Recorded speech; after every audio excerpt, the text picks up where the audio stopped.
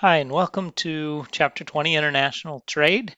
We're getting near the end of our time together, and here we are in 2021, at least at the time of this recording, and looking at our learning objectives for this chapter. We want to understand absolute advantage and comparative advantage, opportunity costs, and gains of trade when countries specialize. We want to look at costs of production and how that relates to comparative advantage, economies of scale, and something called intra-industry trade.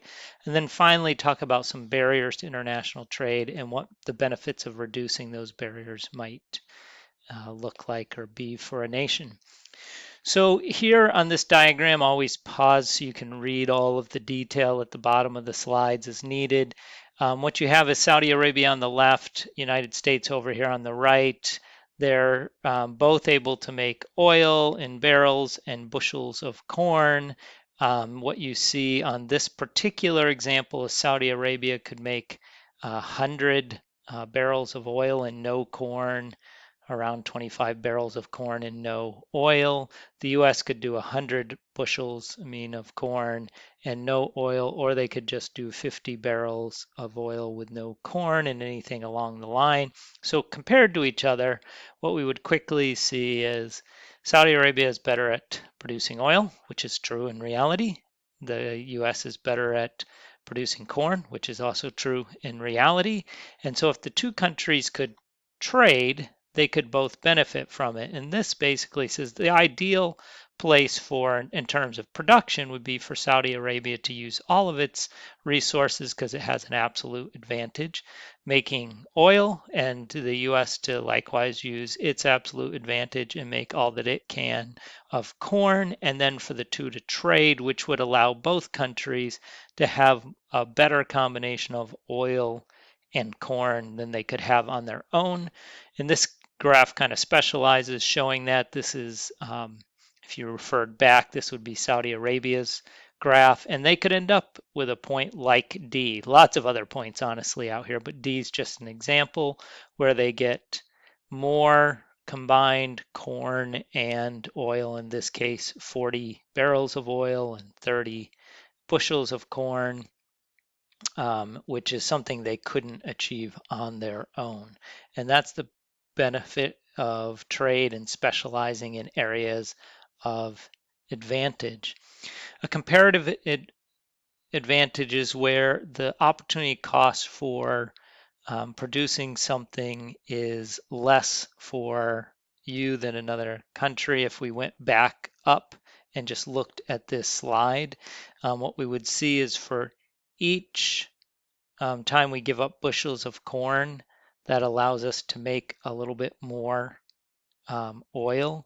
We'd have to give up a lot of bushels of corn to make 50 barrels of oil, 100 to be exact, where Saudi Arabia only has to give up 25 bushels of corn to make 100 barrels of oil. So it costs them less to make oil in terms of corn.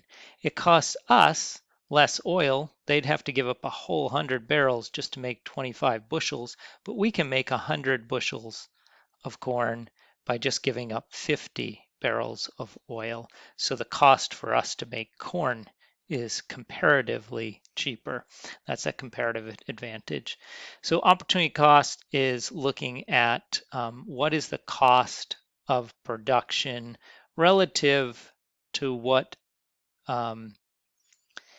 it may cost another. So the cost of one unit of good A equals the number of goods B. We talked oil and corn here, produced by a country, divided by the number of good A produced by the country. And so we're trying to figure out, does it cost us a lot of corn to make oil or a little bit? Does it cost us a lot of oil to make corn or a little bit? And each country produces more of the good that it has a comparative advantage in, then more is produced in total, or what we say is the economic pie gets larger. And that's great because then everyone should be able to have more pie. But often there's winners and losers, which is why we have debates, is why we have political transitions. This example looks at the US and Mexico, and in this case, they're making shoes and refrigerators. Shoes and refrigerators, and both have 40 workers, just to keep it simple, and you can read all the detail below. But what we're getting at is here, even when the US could make 10,000 shoes versus Mexico's 8,000, or 40,000 refrigerators versus only 10,000 in Mexico. In both cases, the US could make more. It still can be beneficial for them to trade between countries and to focus on what they can do with the least opportunity cost. Again, it would cost us 10,000 shoes to get 40,000 refrigerators. So for every shoe we get up, we get 4 refrigerators. Where every shoe that's given in Mexico, they only get 1.25 refrigerators. On the other hand, they only have to pay 1.25 refrigerators to get a pair of shoes, where we still have to pay 4 refrigerators to get one pair of shoes. So shoes cost more in the US in the terms that we'd have to give up more refrigerators than Mexico would. So we can still find spots where both benefit. We can both get outside of that possible line by producing what we have a comparative advantage in and trading with one another. Points B demonstrate that. So win-win. Macroeconomics is really the goal, but that assumes that you can trust your trading partners, that everyone's being honest and fair, and that we understand all that information on who can produce what and how well, and it doesn't change. So the world obviously is a lot more complex than the little models or stories we build, right? But they help us understand that if we can trade and we can do what we have a comparative advantage in, everyone could benefit from that. And in a negotiation, that means that there's opportunity to actually make a deal that everybody can live with and be happy with and feel good about. And there are some parameters listed there on kind of where the deals could fall that everyone should feel better than if they just worked on their own.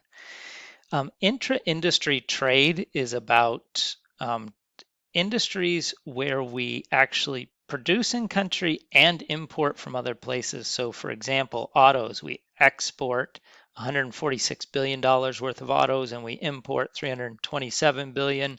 So even an industry that we do some production in, we also trade with others around. And this idea of capital goods is highlighted because a lot of people may not know what that is. Goods that are used in producing other goods rather than being bought by us consumers.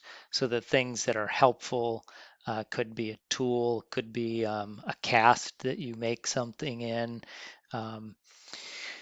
But again, what you see in these industries is there's some that happens in country that we sell abroad, and then we buy from others. And some of that's about getting a variety of tastes, styles, and that's why some of that happens, quality levels. In economies of scale, what we recognize is that as we make more of something, it costs less to make it. And this graph, the way it's shaped, as we move down the points, is illustrating that when you make a very small number of something, in this case we're saying 30, and you begin to make more, you get quicker savings. So we went from 30 to 20 for the cost of production of the average iPhone or computer, whatever we happen to be making. And then as time goes on, getting larger and larger is helpful up to a point, but begins to slow so that by point L, we don't really gain any cost advantage by getting any bigger. At that point, economies of scale have maxed out. And so as we move to point V, it's still costing us the same 10 cents, $10, whatever, to produce, even though we're making 50 more, went from 150 to 200. So the economies of scale are true up to a point, and then they kind of max out.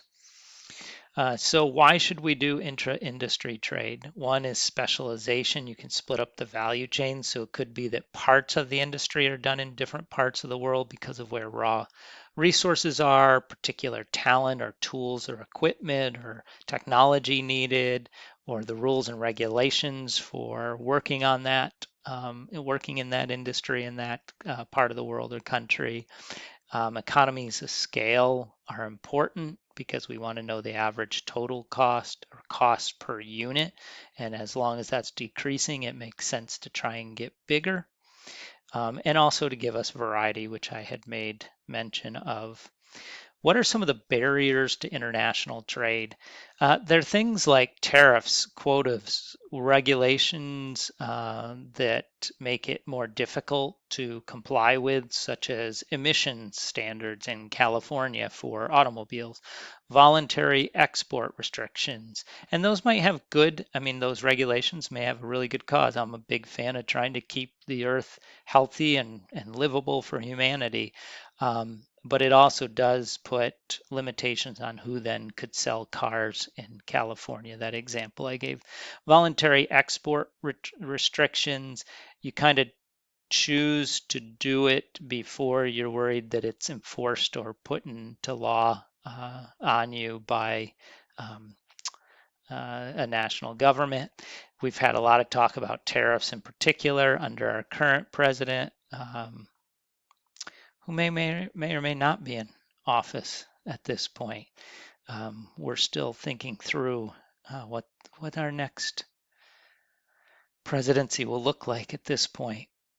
Benefits of reducing barriers to trade. So when we reduce things like quotas and tariffs and help the goods and services to move more freely, there's a larger quantity to go around, that comparative advantage theory. Often there are lower prices because we can produce in low cost places. We can get to scale to get the lowest cost. We can see increased in variety of brands and quality levels. We see competition push for innovation and the development of new products. And we can see growth in economy and even faster for less developed economies that may be catching. There's a theory that um, that developing countries are growing faster, and there's some good evidence of that than developed countries, and so that economies are moving towards similar kinds of standards of living. Now, Ben Franklin says no country's ever been ruined by free trade, and I would agree with, but I'll add, but they have by unfair and unequal rules, and sometimes those are imposed by other nations. I hope that we will see an end to poverty in your lifetime. We were making great strides in this, things like a pandemic and the implications it's had between how countries work together and how they seek to protect themselves, something we'll talk about next time, may slow that progress down. I want you to watch the following video. It provides an argument for sweatshops. After watching and using what you've learned in this module and previous modules, respond to the following question. Does free trade hurt the poor? I will tell you I am very much against human slavery, human trafficking, and sweatshops run this range from places that are inhumane to their workers to places that show as much dignity as they can to their workers, but still the wages and conditions are below what we would want for people. So look forward to hearing your thoughts. And as always, your opinions matter, but your research is critical. Thank you.